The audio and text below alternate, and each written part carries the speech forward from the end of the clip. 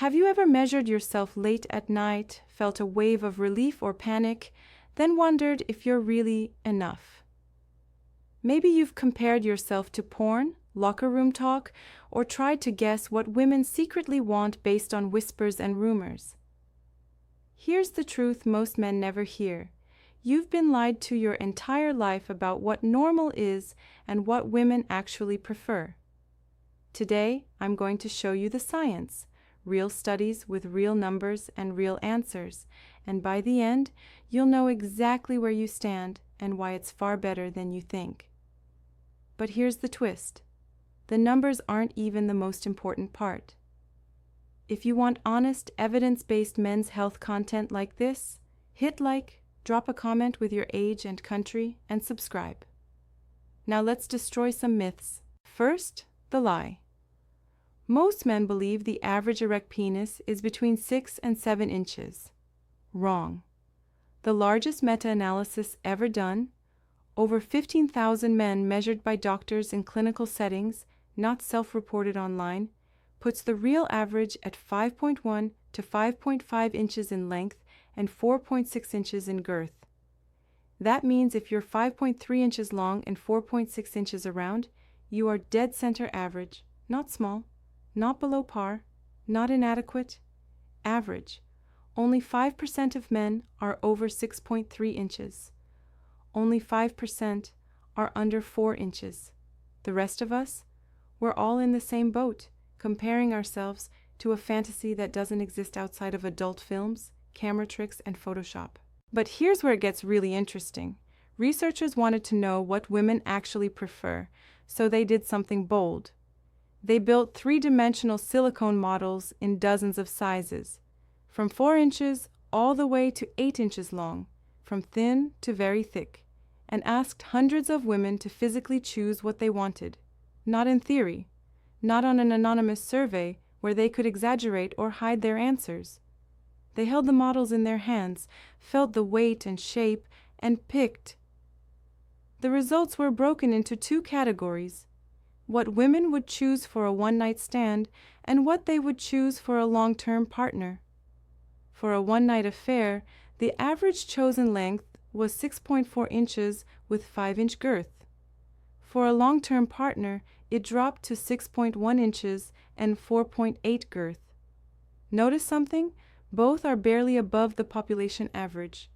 Not 8 inches, not massive, not porn star dimensions, just slightly above normal. And here's the kicker. When researchers asked why they made those choices, most women said comfort, trust, emotional connection, and how their partner made them feel mattered infinitely more than the size they picked from a tray of models. Let's go deeper. Why did women choose slightly bigger for one-night partners? Researchers found it wasn't about better sex, it was about novelty and curiosity. A short-term fling might involve experimentation or trying something different just for the experience, but long-term satisfaction came from fit, comfort, emotional safety, and sexual skill. One landmark study asked over 1,000 women to rank what mattered most in bed. Fewer than 20% said penis length was important or very important. Fewer than 30% cared much about girth, but over 75% said foreplay, communication, feeling emotionally connected, and being with a partner who listened and responded to feedback were absolutely critical. Another survey found that women were far more likely to complain about a partner who didn't listen, rushed through sex, ignored their needs, or made intimacy all about his ego than about size. In fact, when asked to describe their best sexual experiences, women almost never mentioned measurements. They talked about feeling safe, desired, understood, and cared for. Here's a fact that will blow your mind. Men consistently overestimate average penis size by 1 to 2 inches. They think 5 inches is small when it's actually normal. But women, they underestimate it by about the same amount. That means most women think the average is smaller than it actually is, while most men think it's bigger. So, when you walk into a bedroom Worried you're below average? She's probably thinking you're above it.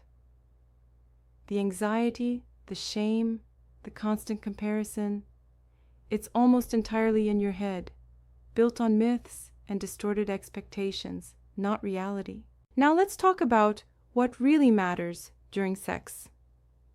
The most sensitive parts of female anatomy are concentrated in the outer third of the vaginal canal, and more importantly, the clitoris, which is external and not directly stimulated by penetration depth at all. Studies show that somewhere between 70 and 80% of women need clitoral stimulation, not deep thrusting, to reach orgasm. Length beyond 6 inches often just hits the cervix, which for many women is uncomfortable or even painful, not pleasurable. Girth matters a bit more for sensation during penetration, but too much causes pain, tearing, or discomfort, not satisfaction. The sweet spot that most women report as ideal? Right around average, not extreme, not porn star dimensions, just normal, healthy, typical human variation. Let me tell you about 2 men. The first is 32 years old, measures 6.5 inches, and obsesses over whether it's big enough. He measures weekly, sometimes daily, compares himself to online forums, avoids dating because he's convinced he'll be judged, and can't relax during sex because he's constantly in his own head, worrying about performance. The second man is 28, measures 5 inches, and spent 6 months learning about female anatomy, communication, and touch. He reads, asks questions, takes his time, listens to feedback, and focuses on connection and mutual pleasure rather than his own insecurity.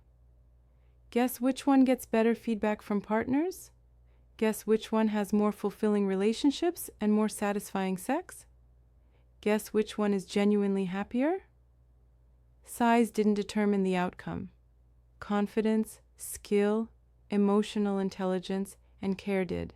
Here's the medical reality. True micropenis, defined clinically as an erect length under 3 inches, affects less than 0.1% of men worldwide. If you're reading this and you're anywhere near 4, 5, 6, or even 7 inches, you are not small, you are not broken, you are not inadequate, you are statistically normal, and the vast majority of women will find you perfectly satisfying if you know what you're doing, if you care about their experience, and if you communicate openly. The anxiety you feel, the shame, the constant measuring and comparing, it is not based on biology or medical fact. It's based on comparison to a distorted media landscape that profits from your insecurity. But let's address the elephant in the room: surgery and enhancement procedures. Here's what urologists won't say in advertisements, but will tell you privately in their offices.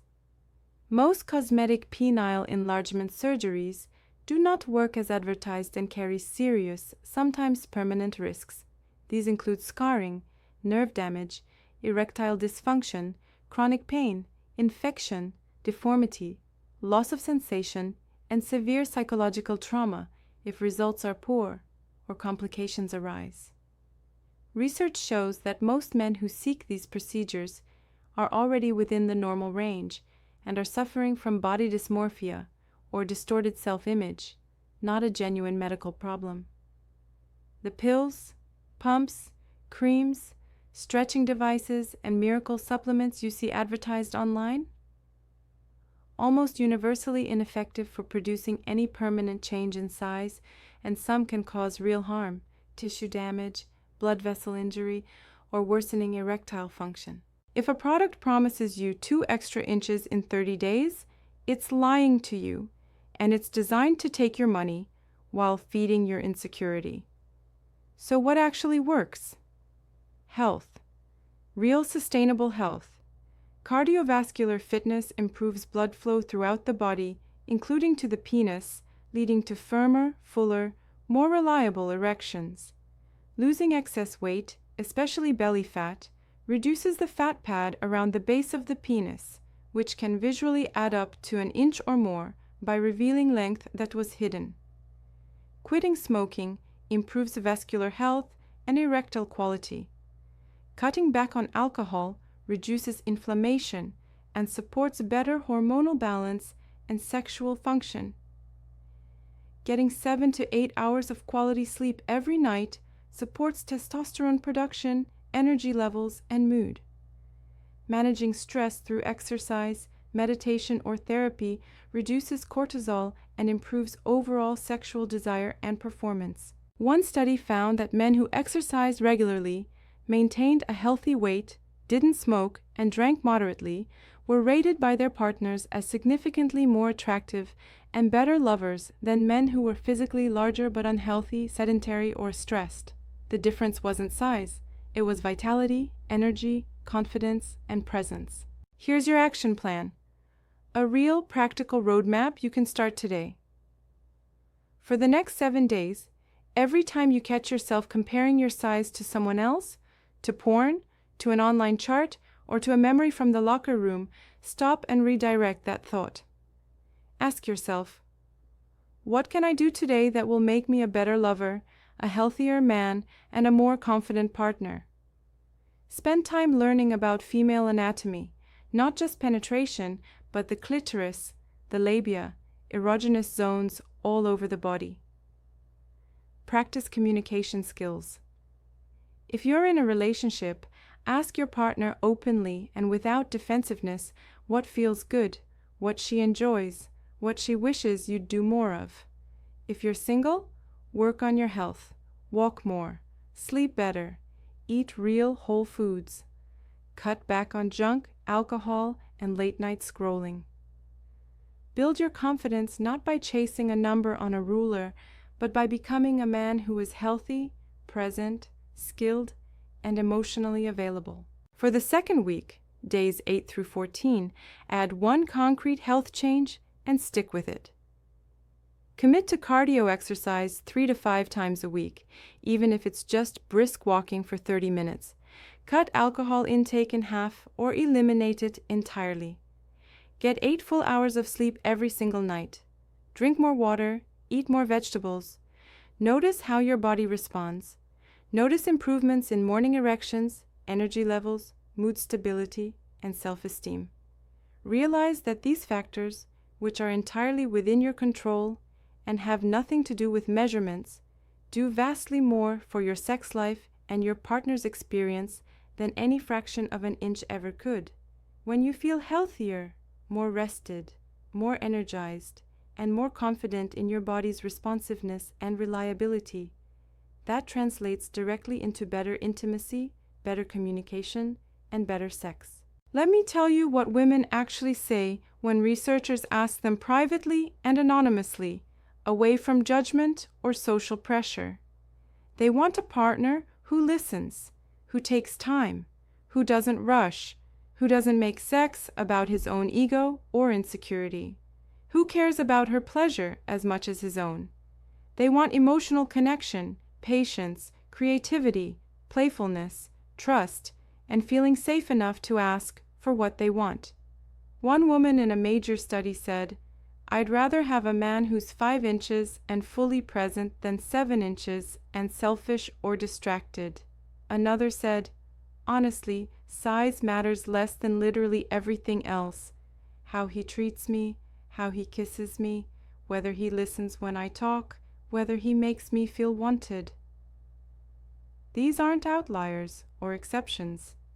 These are the majority voices in every major survey, every peer-reviewed study, every anonymous interview conducted over the past 20 years. If you're sitting here realizing that your anxiety, your shame, your constant worry about size has been based on myths, exaggerations, and distorted comparisons rather than reality, you're not alone. Tens of millions of men feel exactly the same way.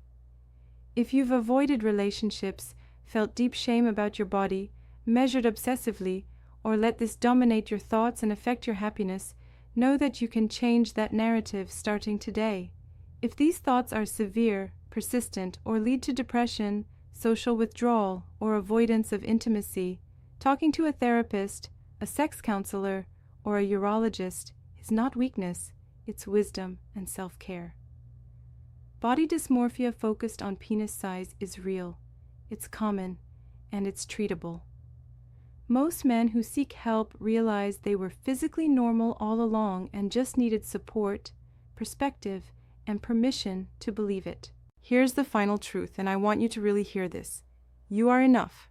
Not because I'm trying to make you feel better with a comforting lie, but because the science, the data, the research, and real women's voices all say the same thing over and over again.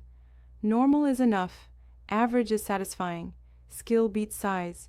Emotional connection beats measurements. Confidence comes from health, presence, communication, and care, not from a tape measure or a comparison chart. The men who thrive in intimacy, who have fulfilling sex lives, who are desired and appreciated by their partners, are not the biggest. They're the kindest, the most attentive, the healthiest, the most emotionally available, and the most willing to learn and grow. So here's my challenge to you. Comment below with your age, your country, and one honest word or phrase. Were the numbers I shared higher than you expected, lower, or about what you thought? Let me know. Subscribe to this channel for more evidence-based, judgment-free, respectful men's health content that helps you become the man you want to be, not by selling you lies or quick fixes, but by giving you truth, tools, and encouragement.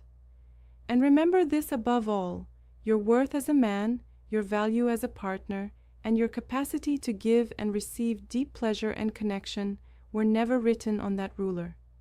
They're in your hands, your heart, your willingness to listen and learn, and your courage to show up fully and authentically for the people you care about. That's where real confidence lives. That's where real satisfaction comes from. And that's what will carry you forward long after you forget the last time you measured.